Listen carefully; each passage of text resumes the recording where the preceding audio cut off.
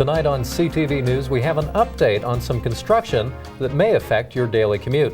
Then later on, we have a look at some candidates running for office here in Fort Collins.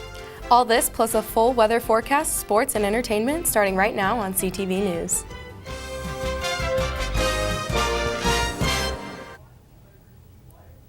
Good evening and thanks for watching CTV News. I'm Willis Scott. And I'm Marla Lundak, and we start tonight with some construction updates. As the second half of the semester starts up, students can start looking forward to things like summer, graduation for seniors, and yes, the end to all the construction. The construction that has had the intersection of Shields and Elizabeth closed since late February has been extended for 2 more weeks, but is scheduled to reopen on Monday, April 3rd. The underpass by Moby Arena that will be used for pedestrian and bicycle traffic has been extended due to an unexpected utility line that needs to be relocated. According to the press release published Tuesday by the City of Fort Collins, construction crews will use the extended time to complete other parts of the project in order to help limit the lane closures in the intersection around spring and summer. As the intersection opens, Phase 3 of the construction timeline will begin. The City of Fort Collins continues to stress that the local and residential businesses on Elizabeth are still open during this project, which is expected to be fully completed in August. The city has placed designated detours around the intersection, and they strongly urge drivers to follow these detours to help increase the flow of traffic in the area and avoid accidents. Pictures of the detour and underpass are provided courtesy of the City of Fort Collins. The goal of this underpass, according to the city, is to improve safety, traffic flow, and create a gateway feature between CSU and the Campus West area. For more information on the project, you can visit fcgov.com, but until the project is finished, be safe when driving and biking in the area. But don't worry, Rams, the construction end is near. Authorities in Florida say they've recovered the body of a yacht crew member who attempted to rescue a CSU student in choppy Tampa Bay area waters last week. A Pinellas County Sheriff's Office news release said boater reported a body floating about 3 miles west of Edgemont Key on Monday. The body was later identified as 27-year-old Andrew Dillman of New York. Dillman and 21-year-old Colorado State University student Ji Lo of China have been missing since Tuesday evening. Authorities say 15 Colorado State University students chartered the yacht, and Lo was among 5 who jumped from the boat to swim. Authorities said Dillman jumped into the water when he saw Lo was struggling in the swift currents. Neither man wore a flotation device. The Coast Guard ended its search Friday. Lo's body has not yet been recovered. Campaign season is at CSU once again. This time it's for the positions of president and vice president for the associated students at Colorado State University.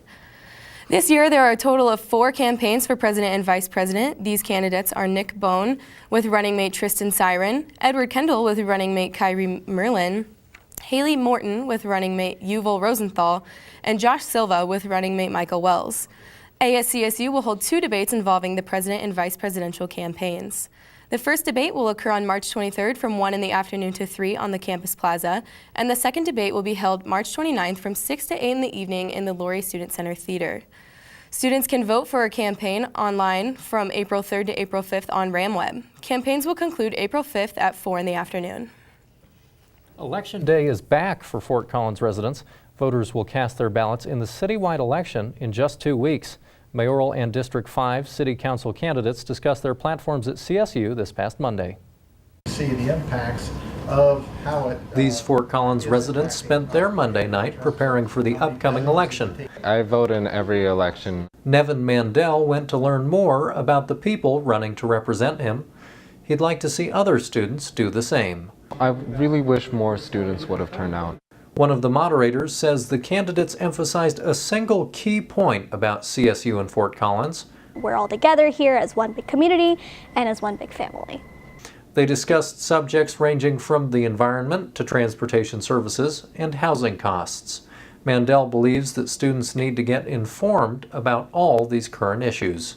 The only way that students can really make change is by diving headfirst and paying attention to what happens on a day-to-day basis. The moderator says simply going online is a great way to learn about the people running for office. Best way to be involved is to go on their websites, to just click around, kind of discover what each one has to say.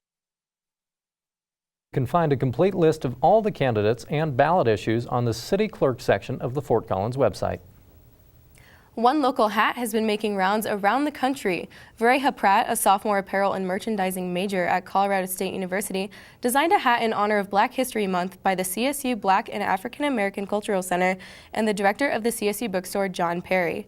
At first, the hat was only sold in the bookstore as a limited edition, but now it's being sold at 20 universities around the country as well as online through Finish Line, some of the proceeds funding education in Kenya. In addition to representing Black and African culture and herself as an artist, Pratt said her snapback hat is not limited to these things. The CSU logo on the original design of the hat was replaced with the logos of 19 other universities where the hat is being sold. Pratt signed a 3-year contract with Zephyr and, according to her, she wants to use the Zukente collection to its fullest potential. Willis, would you wear the hat? Ooh, I might.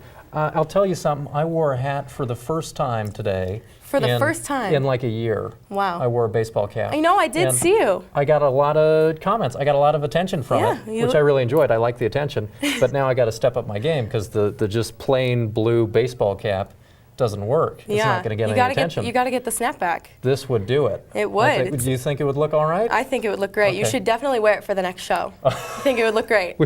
We might have that next show. All right.